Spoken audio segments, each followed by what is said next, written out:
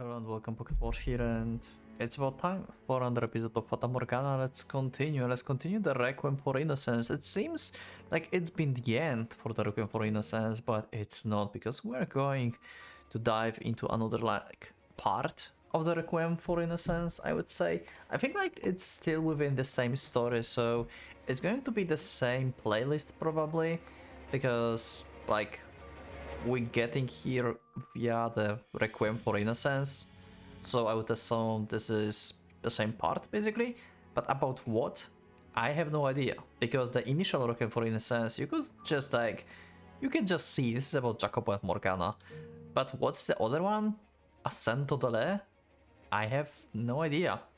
And Happy Ever After as well, what are these even? Well, time to find out. Let's go. Let's dive into another part of Requiem for Innocence called Assento Dele. Let's go. What is it? I think we made pretty good friends, don't you?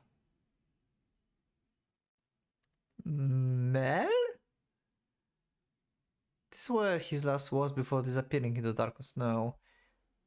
Their time together was brief, they know each other. Friends.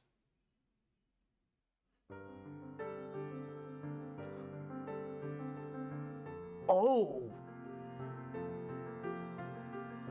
Early days of Michelle. Oh!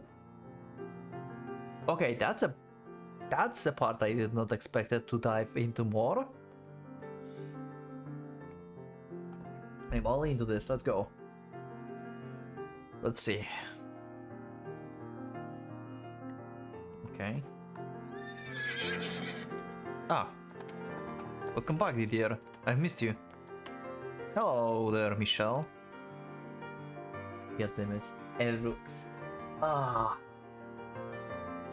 Please don't tell me we're going to see Amy. I don't want to see this bitch. Hello there, Michelle. What a pleasant welcome this is. You don't have to come all the way out here to meet me, though. I haven't seen you in so long. And waiting inside is so dreary. Ah. What a wonderful sister I've been blessed with. You've been careful though. The sun is quite strong today. Yeah. Mother would throw a fit if she knew you were out here in this weather. Do not worry.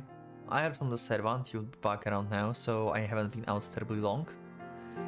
And I know, you are not one to be tardy either, Didier. I took all the necessary precautions. Well, curses. Now I have to be absolutely certain nothing delays my next return. Is this going to be actually about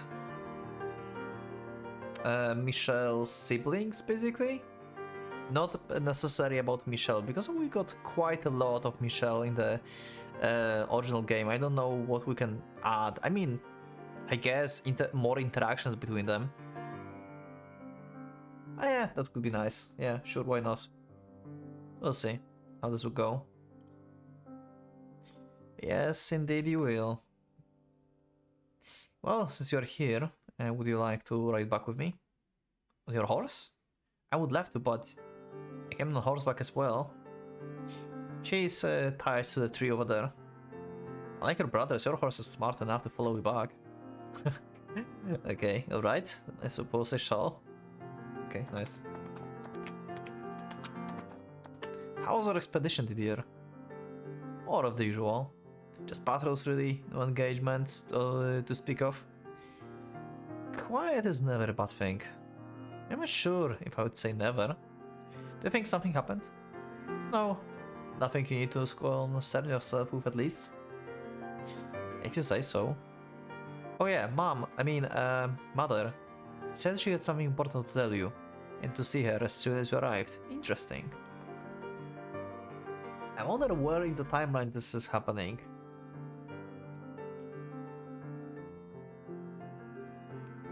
Now that I do not like sound of. I can hardly blame you. Mother had something important to tell you, are the last words anyone wants to hear. Ah, you've gotten feisty now, haven't you? Don't tell her I said that. I wouldn't dream of selling out my beautiful baby sister. In fact, I beg you not to say anything of sort to her either. She can be a bit easy to set off. Yeah. If anyone, I think George just needs to be a warning the most. Yeah, that's true. You're on fire today, Michelle. Okay. And there she is. The world-renowned Castle Bollinger and our lovely home. I'm not a child anymore, dear. I know our estate is not nearly as large or impressive as the castle. You used to love when I called it that. I also used to not be 13. True. 13 seemed plenty a child. Now hold on tight. We're going to gallop the rest of the way. Here! Whoa, slow down, dear. Ah, try to not fall. Okay, let's see. What is this all about? Are we going to learn about, like, more about Mother, actually? Because I've been, like... I wanted to dig more into, like, Mother of Michelle. Basically, like, development of her character. We got quite a lot to see how she is, but I'm really, like... more curious about her, like, interactions with everyone. Or, like, more like, you know, perspective that we can actually see. We saw a little bit of this, but maybe we know everything. I think, like, there still could be some stuff that could be digged in deeper, probably. Well, good day, sir, Didier. Thank you. Everyone looks well.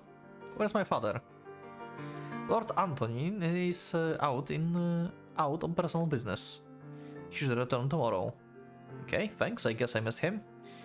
Well then, I should see what Mother... What was that noise?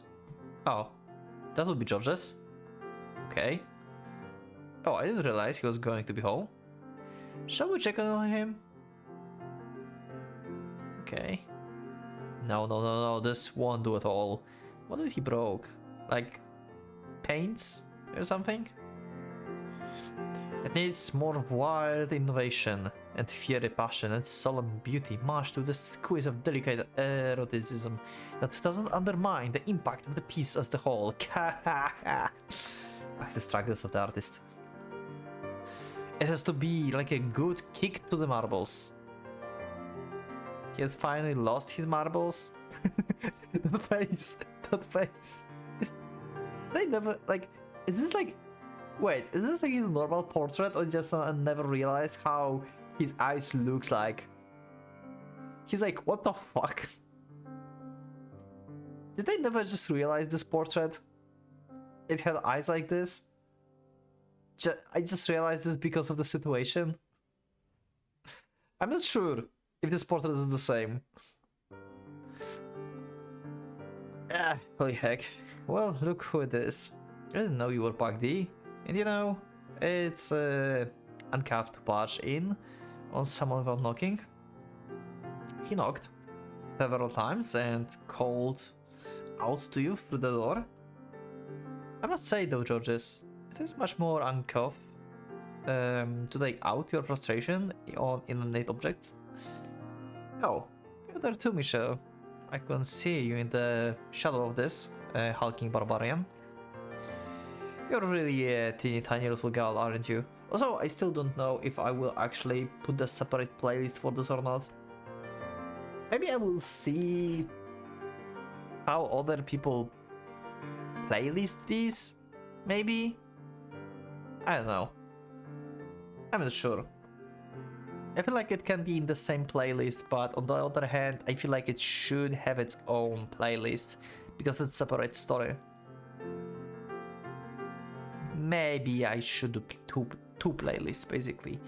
One that is going to follow the Requiem for Innocence, and the other one is going to be just for this specific story. I'm not sure what I will do yet. I can always switch between, I guess, and change the thumbnail for like number 1 if I do other playlists. Anyway, that's the problem of future me. Anyway,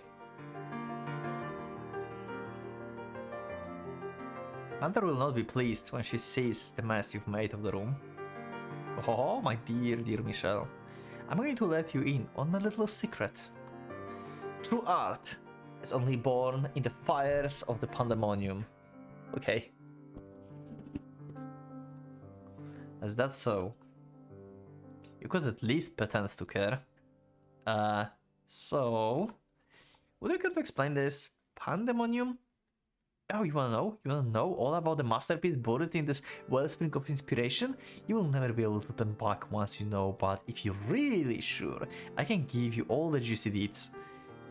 I don't care that much though. Shall we see what Mother needs to talk about, Michelle? Yes, yes, let's. Ah, wait. Have you no hearts, you Philistines? You're supposed to grab me by the shoulders and beg to hear what's all the fuss is about.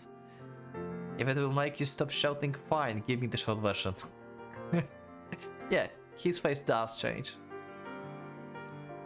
Ah, so much for brotherly love. So, the royal family is planning construction on the new chateau in the city. And guess who the king himself asked to do all the paintings for it? Why? Moy, of course. The great artist George Boringer. Nice. Nice. This is pretty high. This is good. Is that so? What's wrong with you though? It's huge. It's huger than huge. Yeah, pretty much. I would wager His Majesty did not in fact come with 1,000 meters of you. Yeah, life is no fun if you limit yourself only to the truth. And how doubtful you are in charge of all the art either? Okay. So he probably have to paint like few of them or something. So in other words, there's almost no truth to your claims. Aha, okay. Hey, I really was commissioned to do a piece for the new chateau. And this disaster area is all you have to show for it. Yep, I don't know what to do. There's a chance for me to make it into the big leagues. I've got to paint something that will go down in history as one of the great works of our time. Okay. Perhaps it would be better if you didn't put as much pressure on yourself. You do much better work when you relax. You're brilliant, Michelle. Let's go out of the town and let loose, just the three of us. That's exactly what I need right now. I have theory. Because, oh my god, are these old stories going to connect to the third door with Jacopo? Is this like chateau that they are like talking about? No, they are making one. They are making new one. They're building something new, yeah. Never mind. Never mind, I have theory, but it's debunked because it's just been making in progress, I guess. Wait, but this is... Yeah, this is Fata Morgana. The mansion is already there. Never mind, my bad. Because for a second I thought about the painting, because in the third door I may be mistaken about this. I'm not sure. Maybe you've commented about this in the previous episode. It's not up yet. But in Jacopo door we had this like scribbles that we didn't knew about, and we learned about them in the previous episode, right? That Maria's the one who actually put them there. But there was also some kind of painting that she salvaged from that place as well in the third door. So I assume that it was a painting that Didier did right now, because he's like supposed to do something. So maybe he hid it there, or someone hid it there, and that's how it happens to be in the third door. And they find painting and the scribbles, but it can't be the case because the building is already made, and they were saying that they do the new thing. They do a new building and stuff, so it's not the thing, it's totally different place. But that was nice free to have, I guess, for a second.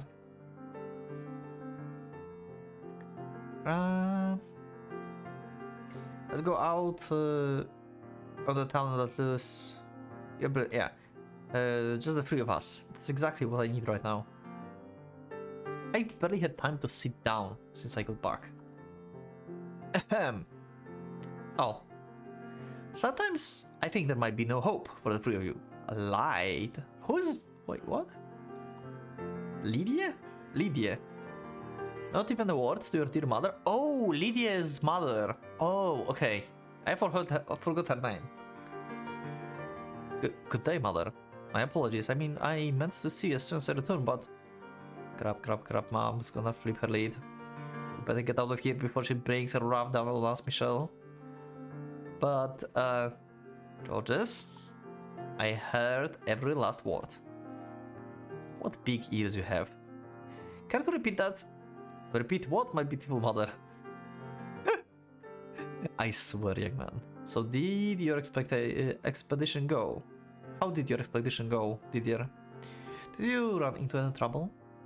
No, and proceed without issue, thank you. Everyone returned safety, by the grace of God. That's wonderful to hear. Ha! I prayed for you every day, and it seems he heeded me. I want you to know I quite missed you. Even if Georges and Michelle robbed me of the chance to tell you first, I'm deeply relieved that you have you back in perfect health. Yeah, I guess like she's respecting Didier the most, basically out of them three. There's no need to be dramatic, mother. I was never in danger of not returning. Nevertheless, I too am. And there's no need for you to be so stiff around your mother. Sorry. It's good to be home, Mom. Nice. That's more like it. Welcome home, my darling boy. Jeez, just look at him go. A grown man throwing over his mother like a little boy. Make sure you give him a crap about it later, Michelle. But you really need to learn to whisper more quietly. Wonder who you inherited those ears from. Nice. I swear, you... So, mother, Michelle tells me you have something important you want to speak with me about? Ah, yes, that I do. I'm sure you would like to rest after your trip, but would you come to my chambers for a bit first? Certainly. What's this? Can I come too? This is my business. Why should you be allowed to stick your nose into it? Because it sounds like fun? Nice. And maybe it will help give my muse a nice kick in the ramp. It's not a private matter, so I don't mind. Oh, okay. Interesting. In fact, maybe it would be better if you were there too, Georges. Ah, interesting. Where is this in the timeline?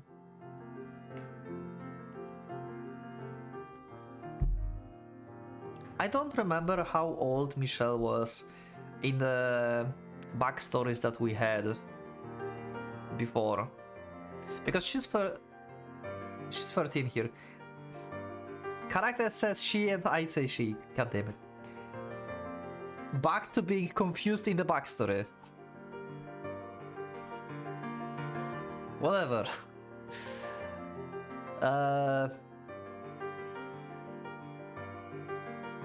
I forgot how old Michelle was in the OG game, in the backstory, so I cannot place this in the timeline yet. Because Michelle is 13 here. Like, he's 13. So I wonder if this is before and after. Like, before or during somewhere that time period that we had in the initial game. Could be before. Maybe Amy is not here. That would be good. You're coming along too, Michelle? Wait, what? Why would I? Oh, what I'm going to do with you three. Okay. What do you think? Of the painting?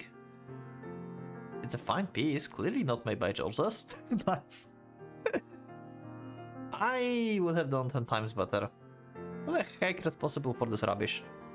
Quiet boy? Does Georges have a disease where he will die if he isn't running his mouth every walking moment or something? Nice. Not the painting itself. The girl in the painting. Oh my god, this is before they met Amy. Is this Amy's portrait? Oh my god. She's pretty, I suppose. Do you like her? In what sense, mother? Where are you going with this? This is the daughter of the Castagnier estate to the south of us. Oh my gosh. Or what she will look like a few years from now on. Oh my god, they just made like future portraits, just like Georges was forced to the future Michelle, basically. As the painting. Oh my god, this is times before Amy being a thing. Okay. In a few years. So she's now establishing if any of them would like to marry her, basically. Making the first steps. Then she's still just a child. She is, yes. And her family is trying to complete arrangements for her marriage as early as possible, yeah. Her marriage. The Castagniers are a respectable family with lots of lands. We have plenty to gain from this arrangement. All you need to do is say, Mother, as I have told you, on several occasions my body and soul belong to the church. I will neither succeed father nor take a wife. And you are firm on your decision? Yes, I'm sorry to disappoint you. That's very disappointing indeed. I would be so much more comfortable with you taking over the house. Yeah, and the one is going to be the Georges. Well, what about you, Georges? Do you have any interest in her? I don't know. Not feeling it. Now, Georges, you do realize that Didier not becoming head means that you will be, right? So we can't make a decision like this, which will affect the future of both of our household of generations, because you are not feeling it. Wow, she's basically forcing this. So she's giving like impression of like, oh yeah, you have a choice, you can do this or not, but ultimately Georges does not have a choice at all. It's going to be like, oh, you didn't do this, like you are disgrace for this family and stuff like this just because you didn't want to marry her. Well, that's easy for you to say, Ma, but I can't change what appeals to me. It would be for nothing if we couldn't hit it off and never had any kids. And tell me, what is there not to like about her? She's a beautiful young lady. She's pretty sure, but I'm getting nasty vibes from that picture. Oh yeah, very nasty vibes. Oh yeah, Georges have like very good sixth sense. Yeah, he have foreknowledge for sure. He just know what's about to happen. Looks a little surplus. I want someone more, you know, cherry, if I'm gonna have to spend my rest of my life with her. I wouldn't go as far as him, but there is something about her that doesn't sit right with me. I'm not sure how to put it into words though. She just looks that way. She just looks that way in the painting. I'm certain you will find her to be a lovely girl when you meet her. How can you be so sure? You haven't even seen her yourself. Anyway, not interested. And that's that. It's such a wonderful offer too. Once I'm sworn in as official court artist, I'll be up to my ears in the marriage offers. Something even better will come along, I promise. I'm afraid your attitude, this may be the last offer we'll ever see.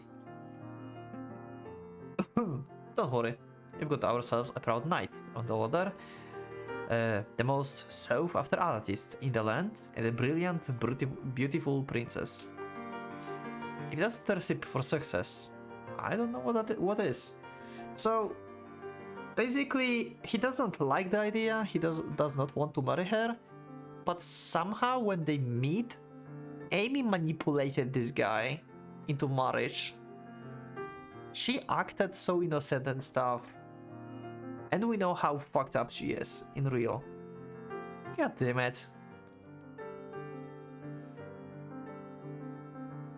Oh, Georges. Is something troubling you, Michelle?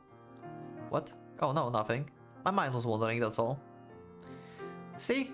Look what you did, Mom. You upset Michelle by saying about being such a worrywart. Drank me to the wolves, are you, my boy? Oh dear, Michelle, I'm just being cautious about our future.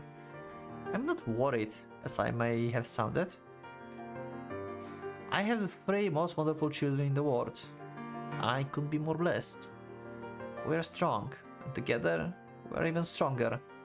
I have no doubt, in my mind, we will thrive and grow for generations to come. Yeah, sure. And then you're just going to... God damn it. Yeah. We'll all be together forever. Uh-huh. Sure. Oh! Oh, we are going to... Oh! Oh, that was a dream.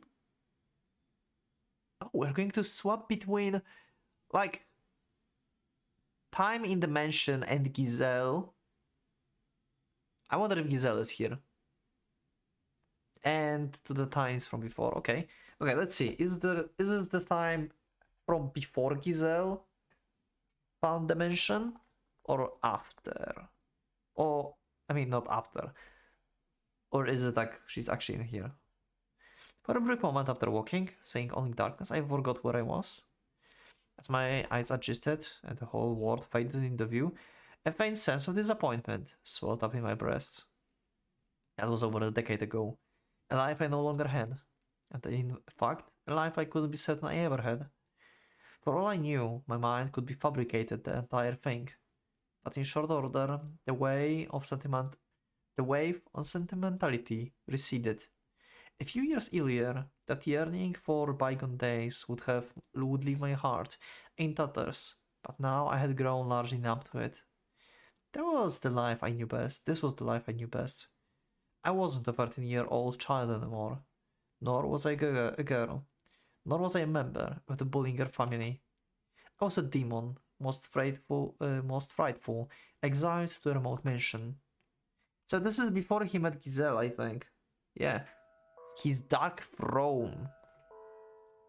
Assento dele. Is that what it literally means?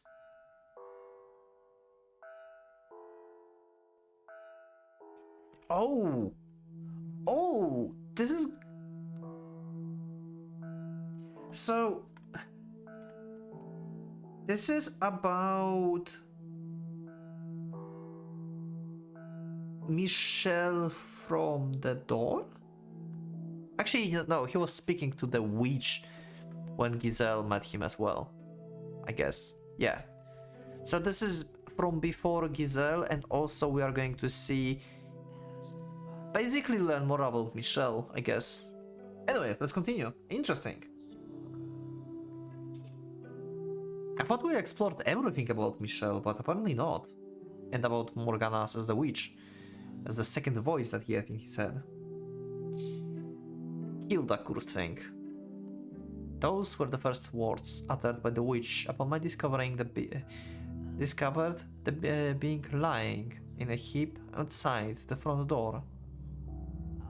Okay. The witch had haunted me, even since the day I resurrected her at the top of the mansion observation tower a few years earlier. At first, her constant whispering in my ear had been insufferable, driving me to wit's end. I did everything I could think of to deny her existence and push her out of my life. But that too had passed. I had been drained of all will to fight against her, or frankly feel anything at all. No joy, no anger, no frustration, no sorrow. Perhaps that would be said to mean she had defeated me, but in retrospect, the witch counseled me to encase my heart in stone had consequently kept me from being miserable every time I received a letter from my mother. Yeah, the letters were terrible. It made me think getting worked up over some stupid words on scraps of paper was a waste of time and energy. So while I wasn't at the point of the gleefully cozying up to her, It was true that her presence had made my life easier, but what does she want you to kill? What did you find? I can't stand the sight of it. It's utterly dreadful. I wish wanted me to kill them, but instead I crashed down to get a better look. He seems to be dead already. It appeared someone had died on my doorstep. Oh. Okay. And because of the way they were clothed, I couldn't make anything out beyond that at the distance. It's faint, but they're still breathing. Look, you can see they're just moving. Okay. I'm surprised you noticed. I can barely tell from up close. I reached my hand out to rule them over, at which point the witch gave me exaggerated sight. I would recommend touching them. They're diseased. That's why they look like the human raisin. Okay. That was indeed one way to describe them. What had first come to my mind, though, was something I had read in the book about how desert cultures would mummify their dead. The person on the ground looked like what I imagined a mummy did, though I was under the impression mummification was performed in order to preserve the bodies of high-ranking individuals. Which is to say, you weren't likely to find one collapsed on your doorstep? Yep, pretty much. Ignoring Morgana warning, I put my hand on their arm. It twitched, and they let out a groan. Just as we've stabbed through the heart and they won't have to suffer any longer. Interesting. This person didn't seem to have enough strength to sit up. Barely enough to hold on their last vestiges of life. Their fingers continued to twitch, but it didn't seem deliberate. The tall grass in which they were lying seems to want to swallow them up. Do it, my dear. Send that poor soul to heaven, by whatever means you please. Or perhaps they will end up in hell. They're not long for this world, with or without my help. And who's going to have to deal with the rotting corpse in a few weeks if you just leave them there? Next month, the river boy, presumably. Imagine the look in his face when he finds it. Imagine he will tell your family what he will tell your family when he returns. Yeah, like, you cursed him and he died because of this, or something. It'll make everyone's lives easier if you just kill them there. Bury them somewhere nearby, let them nourish the earth with their flesh. If there's any nourishment left to be squeezed from them, that's it. Or we could try luring some animals here. There would be a trace of gore to clean up if you let a couple of wolves at them. And they would get a nice meal out of it, so everyone wins. Yeah, I can't imagine they would find much to enjoy on this pile of bones. How cold. You have no room to talk. You're clearly enjoying yourself. My. What would ever make you think that? There's been nothing to entertain you recently. I certainly haven't been talking much, and nothing of note has happened. I can tell you've been bored. Yeah. A few quiet weeks hardly counts as boredom compared to the years I spent in slumber. If you say so. Brushing the witch distraction aside, I put my hand back on the wagon's arm and flipped them over so I could get a better look. They were much lighter than I expected. Their arm was little more than flesh and bone, and that flesh felt like leather. I couldn't guess their age or even gender. They were dressed in adorned brown robes and a cowl. One thing stood out about their dress though. Their mask. Oh? And when I removed the mask, I was greeted with a torn, wrinkled flesh and eyes so sunken it was disquieting. I wasn't sure what I saw beneath it could even be called a face. Bandages covered their head from the nose down, and what hid beneath them was in even worse condition. I couldn't tell where their nose ended and their cheeks began, and their lips had curled back into their mouth, turning it into the gaping gash. Even as close as I was, I could barely make out the sound of their breathing.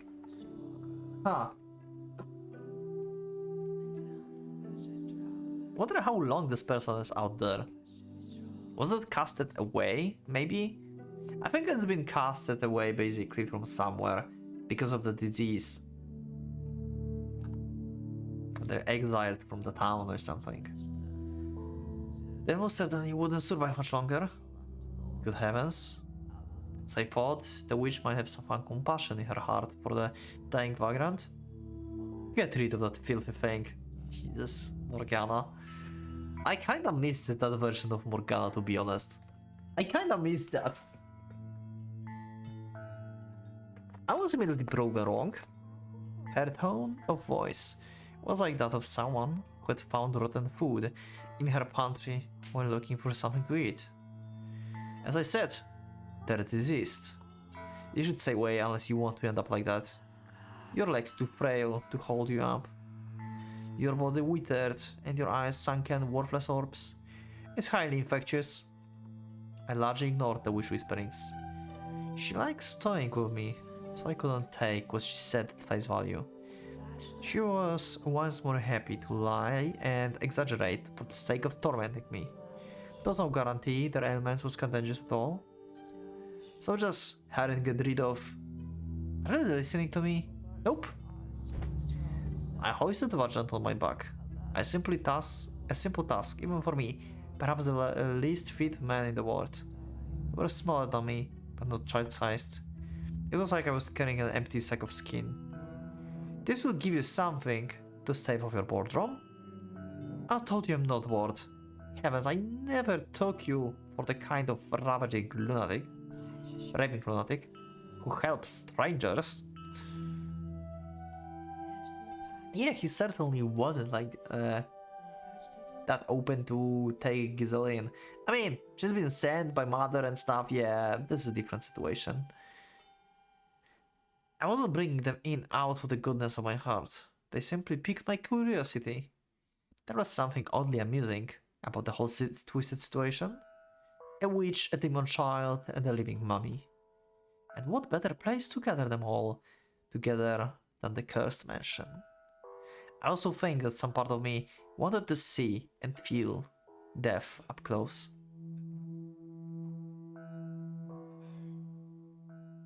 Very interesting development. Oh, look at that.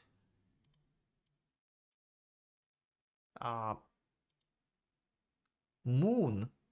We have told that we have some symbol that we never seen before. Is this like this mommy is going to be like Revenant character? But you know what? I think I will save here and I will leave the rest for the next episode. I'm kinda in the situation where I have to do a bit shorter recordings for now.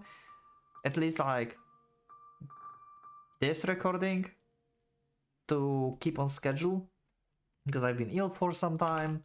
I took a break sometime, and yeah, I just don't want to feel like not recording and like feel depressed and stuff, like I'm forcing myself to do stuff. So yeah, I'm just going to leave it for now here, and we're going to learn who the hell this person is, because it seems like this person survived. So I'm very curious who it is. This is way before Giselle time then. I don't remember. Actually, was there a grave? I think there was a grave in the garden behind mansion, right? So I assume this is the grave for this person. Interesting. We are getting to learn so many things that been like left behind in the OG game with this. Little things that we are curious about. I think there was a grave in the backyard.